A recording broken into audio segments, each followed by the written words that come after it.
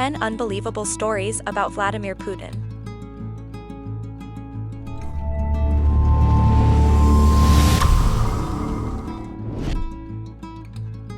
7 of Putin's shadowy marriage and divorce. In 2013, Putin announced that he was divorcing Lyudmila, his wife of almost 30 years. It came as a surprise to many because few knew that he was married. Only the Russian elite and Western journalists knew any details about the union. Putin and his wife had been photographed together, but few knew who she was. There were rumors about Vladimir and Lyudmila, but none of them were good. Some said that Lyudmila had been forced into a convent. Others claimed that she had been drugged or killed. Either way, Putin's marriage was unlike any other. During his KGB days in the 1980s, Putin was described as an abuser and a philanderer. So it seems that Putin's marriage was doomed from the beginning. In 1999, when Putin was declared Boris Yeltsin's successor, Lyudmila cried because they hardly ever saw each other. The Putins have 2 children, although both of them were adults when Putin announced the divorce. It has been alleged that Putin was involved with someone else before the divorce, but Vladimir and Lyudmila mutually announced their split. Possibly the most intriguing fact about the divorce is that Russian couples must split their income 50-50 if they divorce. So was Putin going to base that split on his relatively meager salary or his billions of dollars in assets? 6. Putin drank a Ukrainian national treasure. When Putin first invaded the Ukrainian region of Crimea, there was international outrage. However, he was allowed to annex the territory and soon had complete control. This understandably angered the people of Ukraine. But what Putin did next especially infuriated them. He drank a 240-year-old bottle of wine, a national treasure in Ukraine, with disgraced former Italian Prime Minister Silvio Berlusconi. After Putin claimed control of Crimea, he went to the Mossandra winery, which claims to have the largest collection of wines in the world.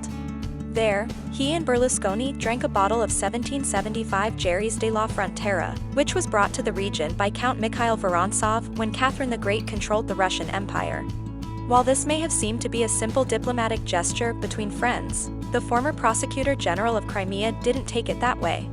In 2014, he filed a lawsuit against Putin with estimated damages of £60,000 for the bottle. It is unknown if Ukraine's case will receive any serious attention because of the state of affairs under Putin. However, according to Ukraine's foreign minister, Berlusconi's visit to the region was against EU regulations and therefore illegal.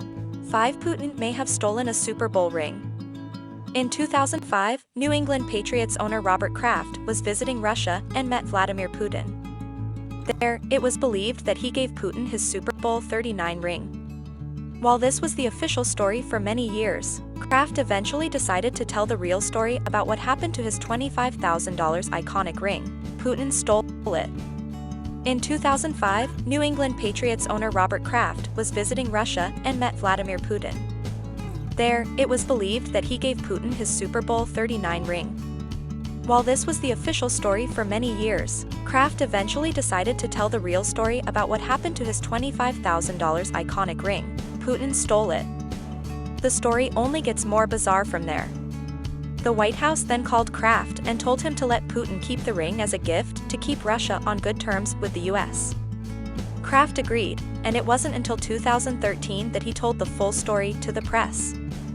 Soon, a high-profile individual involved himself in the matter. Senator John McCain called out Putin and demanded that he return the ring. Putin denied having taken the ring but offered to replace it. Rather sarcastically, Putin said, "We will ask our enterprises to craft a really good, noticeable thing. So it is clear that it is expensive, made of a good metal, with a rock. So that this jewel is passed on from generation to generation in the team whose interests Mr. Kraft represents." According to the New York Times, the ring has been held in the Kremlin library in a section devoted to gifts to the government. 4. Putin the Musician. In 2010, Putin shocked the audience with his musical skills when he was in St. Petersburg for a charity event. He went to a piano and began to skillfully play. Then he took the microphone and sang the popular American song Blueberry Hill in perfect English. In the audience were such celebrities as Sharon Stone and Kurt Russell, but probably no one had ever seen such a tender side of the famously stone-faced leader. Despite his talented piano playing, Putin described his skills modestly. Like an overwhelming majority of people, he said, "I can neither sing nor play, but I much like doing it." According to his press agent, Putin learned the lyrics to Blueberry Hill as part of his English language studies. There have been other occasions in which Putin has shown off his piano skills.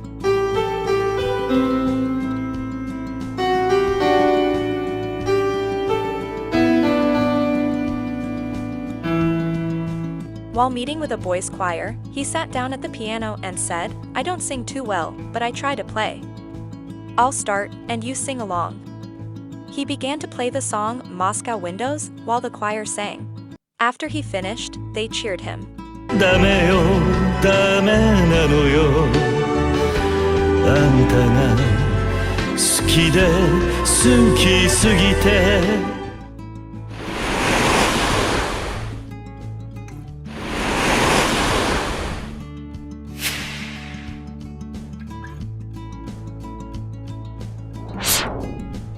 3. Putin's crusade against food. In 2015, Putin began one of the most bizarre public campaigns in history, a boycott against European foods. French cheeses, Polish apples, and other imported delicacies were gathered in St. Petersburg and destroyed. Officially, the destruction of the food was to retaliate against the countries that boycotted Russia after the annexation of Crimea. But many natives noticed a more frightening parallel. St. Petersburg had been the site of a brutal Nazi invasion in which many of the citizens starved and went to desperate lengths to find food. There are still many older citizens of the city who remember the hard times during the siege, and they made it clear that they were horrified by Putin's wasteful display. The ploy by Putin has become something of a public flop. The first week after Putin gave the order to destroy imported foods, over 600 tons were bulldozed. Many Russians were infuriated by the government's callous attitude. In an interview with the BBC, Muscovite Olga Savaleva said, "If they start destroying food, what next? It's like our authorities don't care about the people." Savaleva launched an online petition to overturn Putin's order. By August 2015, the petition had already garnered more than 285,000 signatures. The repercussions of the food destruction are already materializing. According to Savaleva, inflation is on the rise, and more people are falling into poverty because of rising food prices. After the outcry, the Kremlin admitted that the public food destruction didn't look good. But they said that the food was smuggled illegally and needed to be confiscated anyway. 2. Putin's love of American literature. In 2011, the world was waiting to see if Putin would assume a third term as president of Russia. He did, of course. But at that time, one of the few Western magazines that snagged an interview with him was, surprisingly, Outdoor Life. Many people have seen photographs of Putin hunting or riding on horseback, and his interview confirmed that he is a sportsman. More interestingly, Putin revealed that most of his favorite reading material is American literature. Of the 3 authors Putin mentioned, only Jules Verne was European. The other 2 were Americans Jack London and Ernest Hemingway. In the interview with Outdoor Life, Putin explained the characters depicted in their books, who were brave and resourceful people embarking on exciting adventures, definitely shaped my inner self and nourished my love for the outdoors. However, Putin said that he preferred the Hemingway novels that were not about hunting. Putin's favorites are For Whom the Bell Tolls, A Farewell to Arms, and The Old Man and the Sea. All of these novels deal with somber, wounded characters rather than boisterous adventurers. Putin also described Theodore Roosevelt, a famously adventurous person, and Barack Obama as manly US presidents. While Putin's interview may have been nothing more than a PR move, his admiration for American authors seemed to be genuine. 1. Putin the animal lover. Putin has gained a reputation over the years for cruel, cold, and possibly criminal behavior as the leader of Russia. But in direct contrast to this image is the fact that Putin is a professed animal lover. There are hundreds of photographs of Putin spending time with animals, from his pet dogs to tigers to polar bears.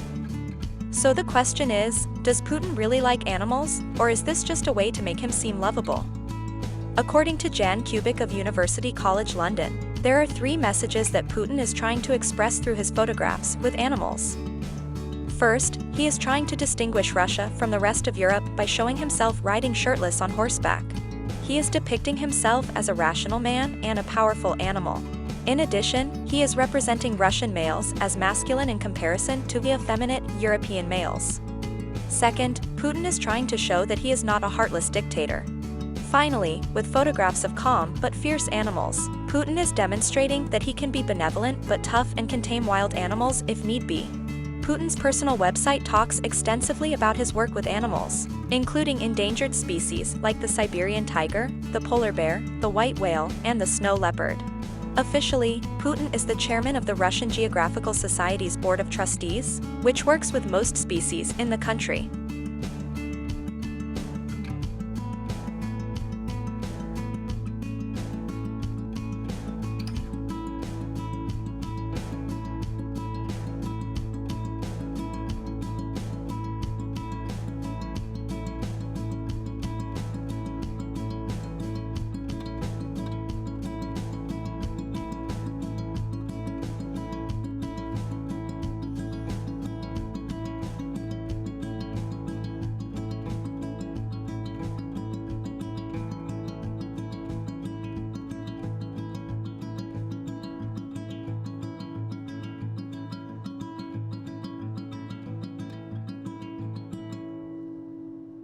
Thanks for watching.